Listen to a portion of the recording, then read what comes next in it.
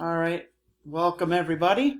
I'm going to separate the videos into two different parts so that we can keep these daily maths separate from what we're doing with the practice sets in the Math in Focus workbooks.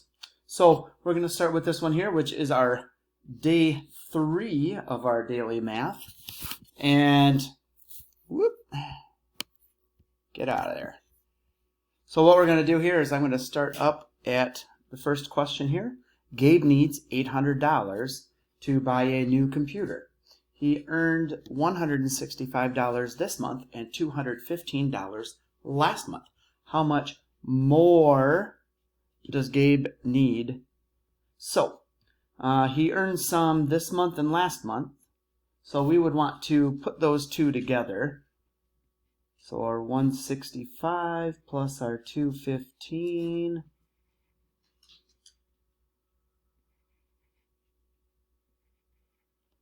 Okay, so this is how much we've earned all together so far, 380, okay? And we need $800 total.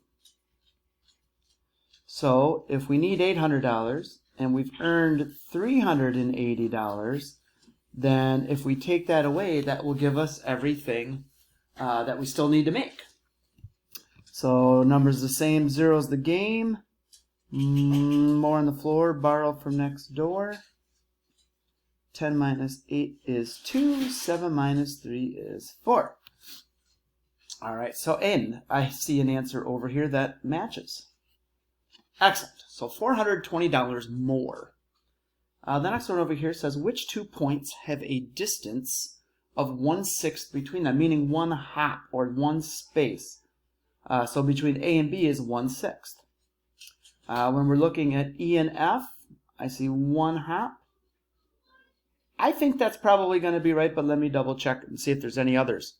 Okay, B and D, I see 1, 2 hops, so that is no good.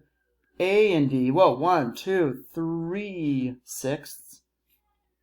C and F, 1, 2, there's 3 sixths. So the only answer that makes sense there is our very first one, which was E to F.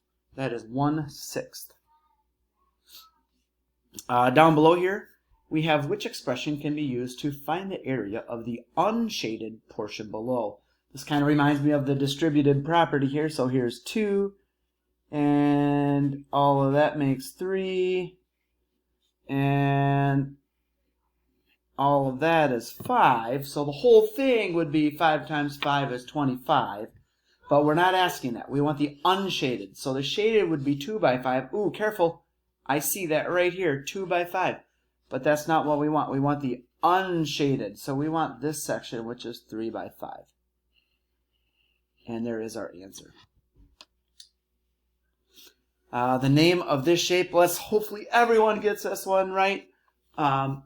If you have mom and dad, next time you go riding with them or you're on the school bus or something, let's look for that one. You should see quite a few of those around Reedsburg. And that is the octagon. Octa meaning 8. 1, 2, 3, 4, 5, 6, 7, 8. Also known, yeah, that's right, as a stop sign. All right. No, that doesn't mean stop working. We still have a couple problems over here. Let's keep going. All right, enter your answers in the boxes. So 7 times 6, 42.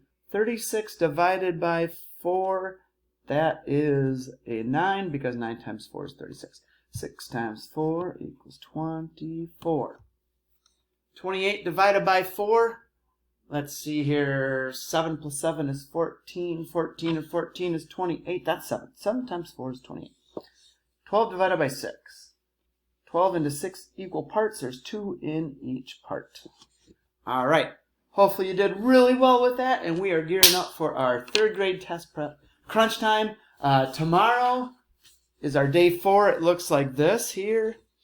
We have some chairs, some perimeter, area, fractional parts of there, how many right angles does a polygon have, and there we got some party favors to pass out. So good luck with that, boys and girls, and I hope all went well today for you. Any questions?